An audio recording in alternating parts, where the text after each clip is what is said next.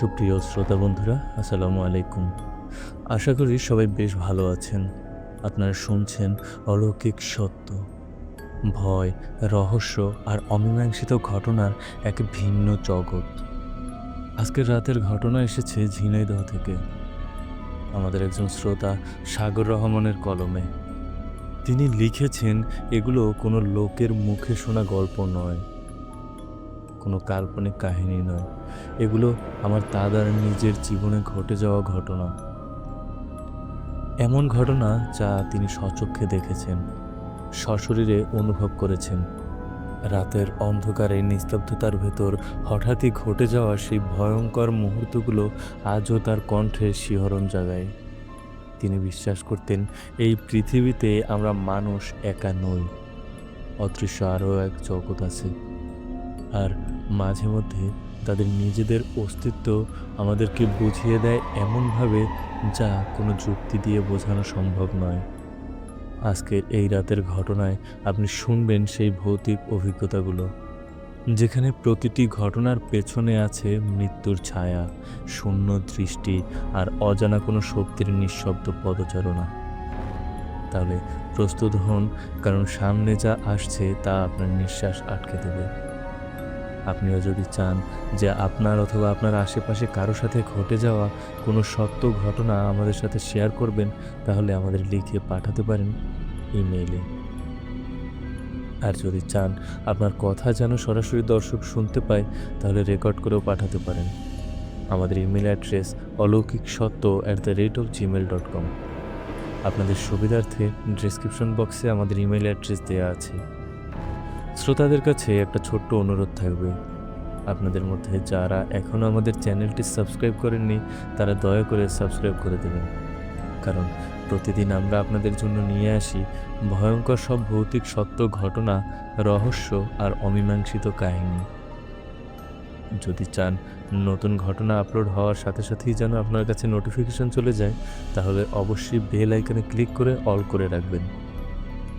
আর যারা ইতিমধ্যেই আমাদের পরিবারের অংশ হয়ে গিয়েছেন অর্থাৎ সাবস্ক্রাইব করেছেন, তাদের প্রতি রইল আমার আন্তরিক ভালোবাসা আর অন্তরের অন্তঃস্থল থেকে ধন্যবাদ। তাহলে আর কথা না বাড়িয়ে শুরু করছি আজকের অলৌকিক সত্য। সন্ধ্যার সময় সবাই উঠোনে বসে আছে, কেরোসিনের লণ্ঠন জ্বলছে। আমার দাদা একটু হেসে বললেন, তোমরা ভূতের গল্প শুনতে চাও তো?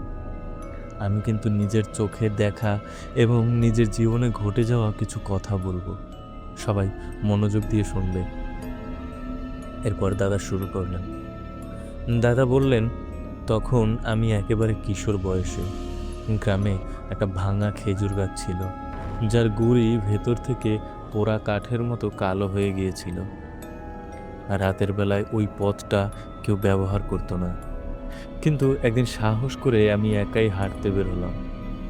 চাঁদ ছিল আধো, চারপাশে কুয়াশা। হাঁটতে হাঁটতে যখন গাছটার কাছে পৌঁছালাম, হঠাৎ মনে হলো ঠান্ডা বাতাস শরীর জড়িয়ে ধরল। বুকের ভেতর ধুকপুক শুরু হয়ে গেল। ঠিক তখনই চোখে পড়ল ভাঙা গাছের ডালের উপর সাদা কাপড় পরা একজন বসে আছে। প্রথমে ভেবেছিলাম কোনো লোক, কিন্তু সে ধীরে ধীরে পা দোলাচ্ছে, এমনভাবে বাতাসে ভেসে আছে। আমি থেমে গেলাম, গলা শুকিয়ে কাঠ হয়ে গেল। চোখ যতই সরাতে চাই পারলাম না। হঠাৎ সেই সাদা কাপড় ঝুলে নামতে লাগলো, যেন মাটির দিকে গড়িয়ে আসছে, কিন্তু কোনো মুখ দেখা যাচ্ছিল না, শুধু এক লম্বা চুল ঝুলে পড়া অবয়ব। ভয়ে আমি দৌড় শুরু করলাম। মনে হচ্ছিল পেছন থেকে কেউ আমাকে তাড়া করেছে। পায়ের আওয়াজ একটার বদলে যেন দুটো, তারপর তিনটে, তারপর বাড়তেই থাকলো।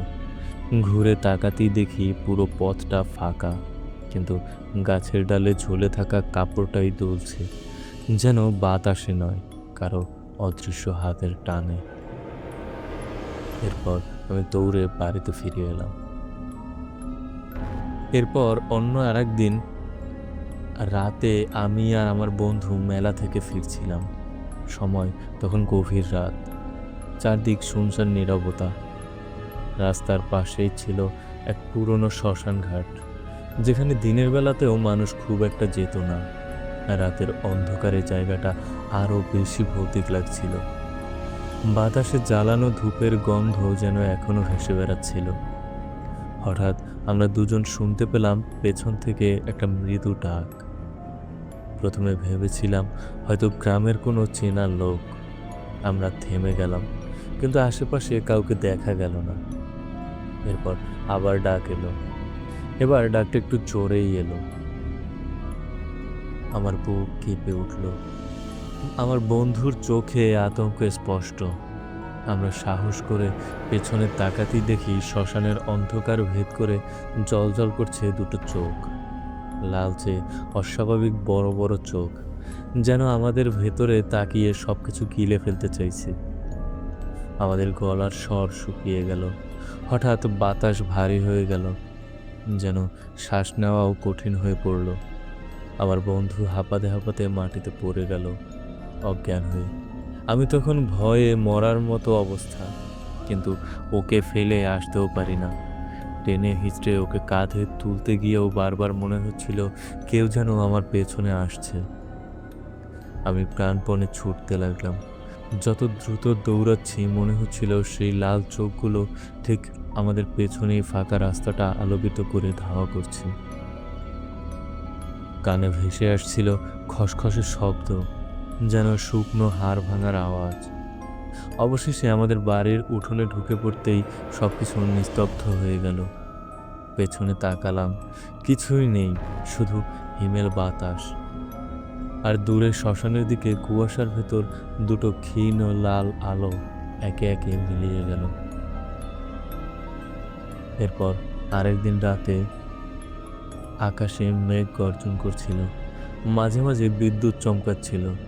আমাদের বাড়ির পেছনে যে নদীটা বয়ে গেছে, সেখানে পানি ফুলে ফেঁপে উঠেছিল, স্রোত গর্জন করছিল। হঠাৎই মনে হলো পানির শব্দের ভেতর দিয়ে আরেকটা অদ্ভুত আওয়াজ ভেসে আসছে। কিছুটা এগোতেই স্পষ্ট শুনতে পেলাম একটা মেয়ের কান্না। কান্নাটা এত করুণ, এত ব্যথায় ভরা, মনে হচ্ছিল বুকটা ফেটে যাচ্ছে।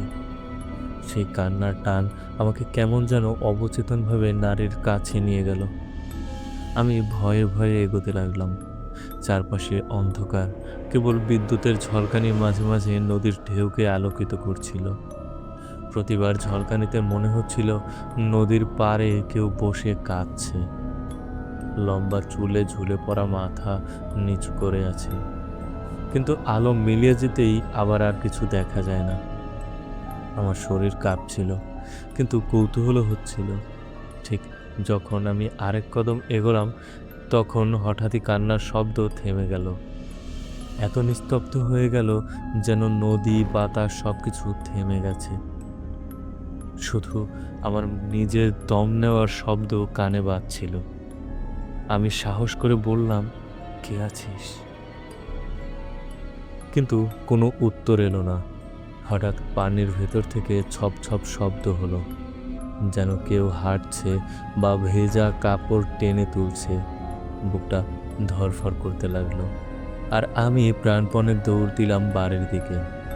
পরদিন সকালে গ্রামের একজন জেলে আমাকে বলল, সে ভোরে জাল ফেলতে গিয়ে একই কান্না শুনেছে।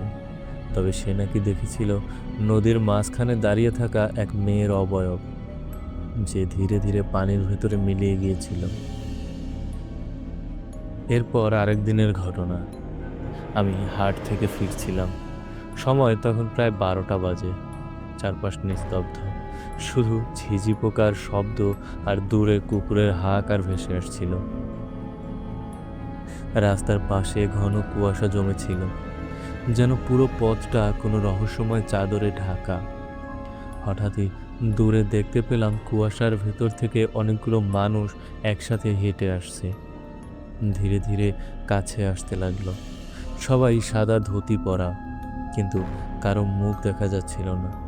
তারা সারি বেঁধে এগোচ্ছিল, অথচ আশ্চর্য ব্যাপার, কোনো শব্দ নেই। না পায়ের আওয়াজ, না কথাবার্তা, না নিঃশ্বাসের হালকা শব্দ। আমার বুক ধক ধক করে উঠল। হঠাৎ মনে হলো এরা মানুষ নয়, কিছু অচেনা সত্তা। আমি তাড়াতাড়ি পাশের বাঁশবাগানে ঢুকে গেলাম। বাঁশগুলো হাওয়ায় কেঁপে উঠছিল, শব্দ হচ্ছিল শো শো করে।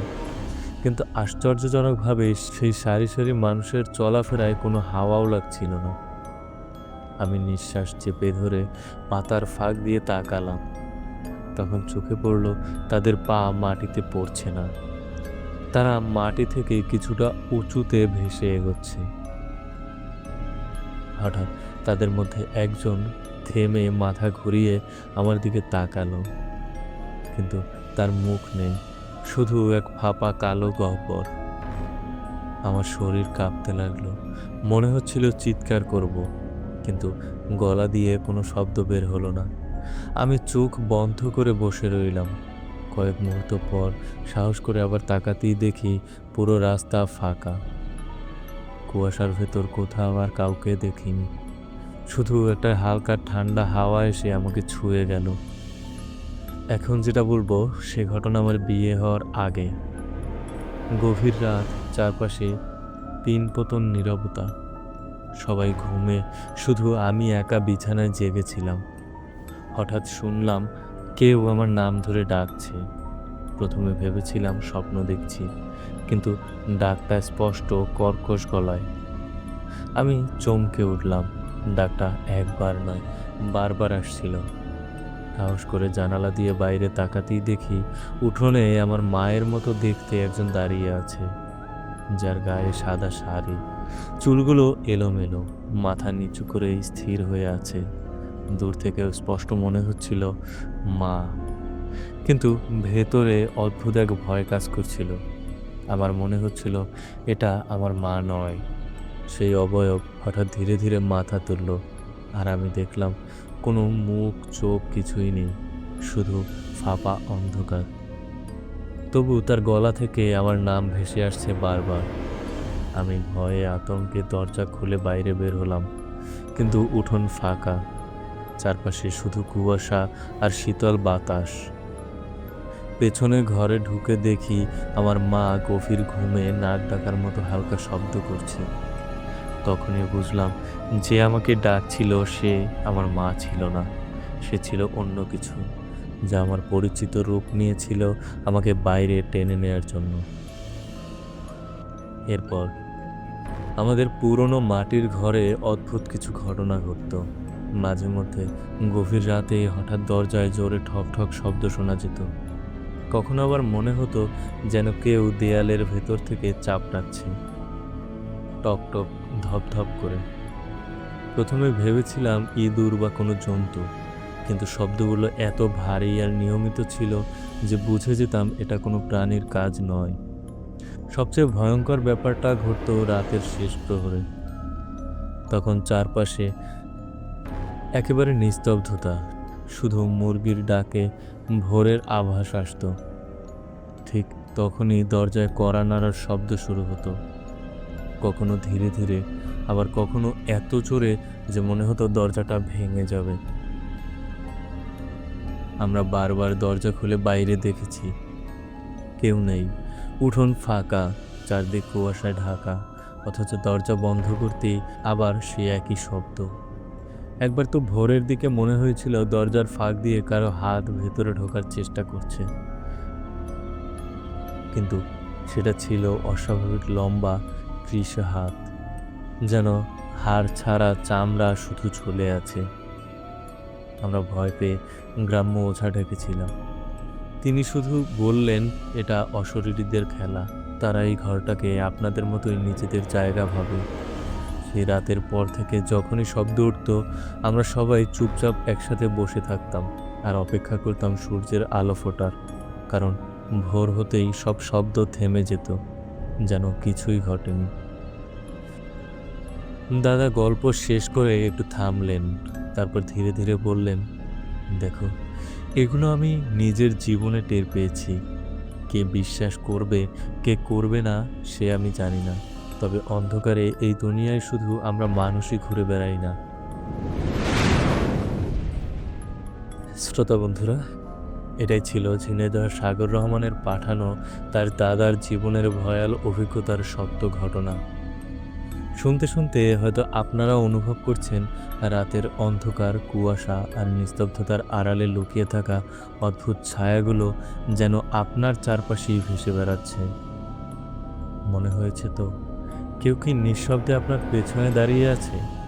অথবা জানালার ওপাশ থেকে ফাঁপা চোখ নিয়ে আপনাকে লক্ষ্য করছে? মনে রাখবেন, সবকিছুই আমরা দেখতে পাই না, কিন্তু অদৃশ্য মানেই অকারণ নয়। অনেক সময় তারা নীরবে আমাদের চারপাশে ঘোরাফেরা করে, আমাদের দৃষ্টি এড়িয়ে।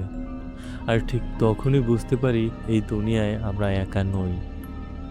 আজকের গল্প আপনাদের মনে একটাই প্রশ্ন গেঁথে দিল: আপনি কি সত্যিই একা আছেন? নাকি অন্ধকারে কেউ ইতিমধ্যেই আপনার পাশ দিয়ে হেঁটে গেল নিঃশব্দে, নিশ্চিহ্নে?